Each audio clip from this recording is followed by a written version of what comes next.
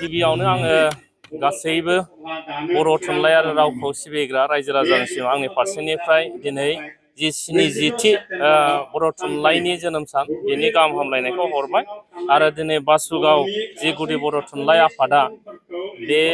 जोनोम सान फालिनायावनो आंखौ गाहाय आलासि हिसाबै बेवहाय हांख्रायनानै लाबोदों। बाहाय फोरोंगिरि फरायसा आरो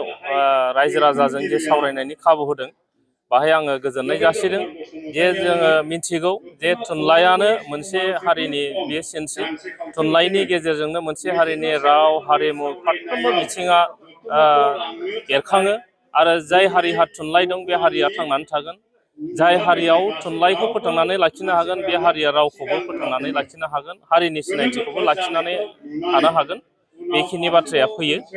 दा गतिके ओंखायनो दिनै आङो बासुगाव दख'रा जे बासुगाव गुदि बर' थुनलाइ आफाद बे बासुगाव गुदि बर' थुनलाइ आफादखौ बे जोनोम सानखौ गाजा गोमजायै फालिनायनि थाखाय आं गिबियाव साबायखर जासिबाय। गिबि बेखौ फिननायनि सिगां आङो नोंथांमोन मिडिया ग्रुपनिसिम बे हाबाफारियाव बाहागो लाफैनो हानायनि थाखाय बयनिबो जानानै आं साबायखरखौ जासिग्रोबाय। दिनै जिथुनाखि 70थि बर' थुनलाइ आफादनि जोनोम सान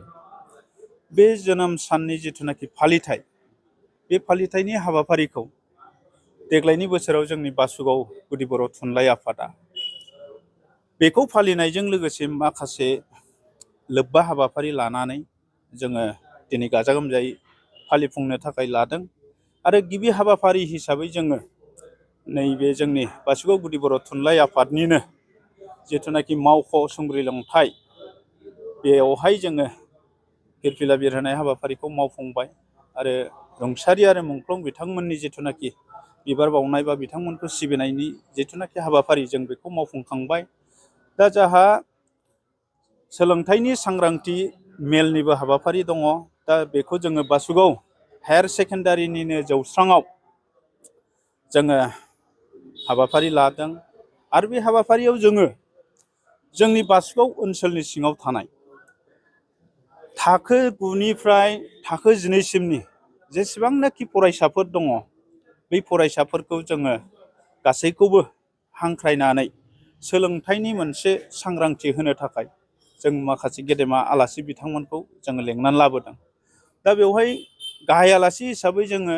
सोलोंथाइ बिथिङावनो सांग्रांथि होनो थाखाय जोंनिनो साखाथियाव थानाय इउ एन ब्रह्म कलेजनि लेङाइ गोरायुं बिथां कुमद नार्जारि जों बेखौ गाहाय आलासि हिसाबै बे सांग्रांथिनि बेलायाव सांग्रांथिनि बिबुंथि लाखिनो थाखाय जोङो बिथांखौ जों मोननो हादों।